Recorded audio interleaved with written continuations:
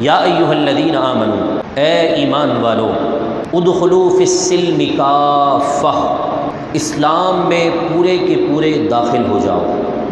یہودیوں کے سب سے بڑے عالم حضرت عبداللہ بن سلام رضی اللہ تعالیٰ عنہ جب اسلام لے آئے تو انہوں نے اسلام کی تعلیمات کو پڑھا، کون سی چیز حلال کون سی چیز حرام۔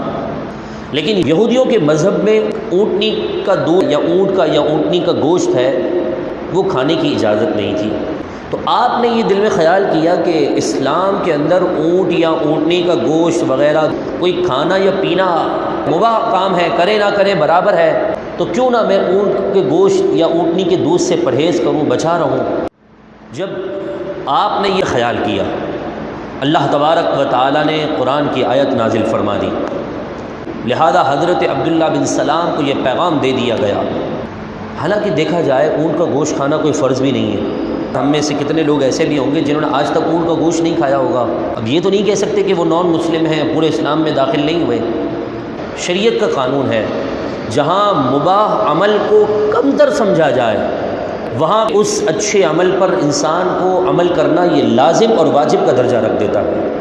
جیسا کہ اذان سے پہلے درود السلام اچھا عمل ہے، لیکن آج اس کا بائیکاٹ کیا جاتا ہے، اور اذان سے پہلے درود پاک پڑھنے کو نعوذ باللہ بدعت اور جہنم میں لے جانے کا کام قرار دیا جاتا ہے۔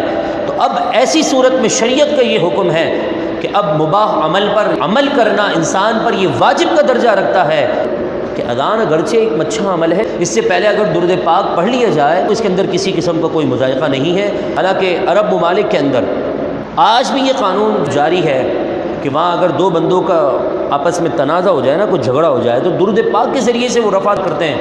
تیسرا بندہ آ کر کہتا ہے صلی علی النبی، نبی پر درود پڑھو صلی اللہ علیہ وسلم، اور اس معاملے کو رفع کرو۔ مگر افسوس بر صغیر کے مسلمان آج لڑتے ہیں تو درود پر لڑتے ہیں کہ اذان سے پہلے پڑھنا ہے کہ اذان کے بعد پڑھنا ہے۔ تو فرمایا اسلام میں پورے کے پورے داخل ہو جاؤ۔ جب مباح عمل کو غلط سمجھا جائے نا تو ایسی صورت میں وہ عمل لازم ہو جاتا ہے۔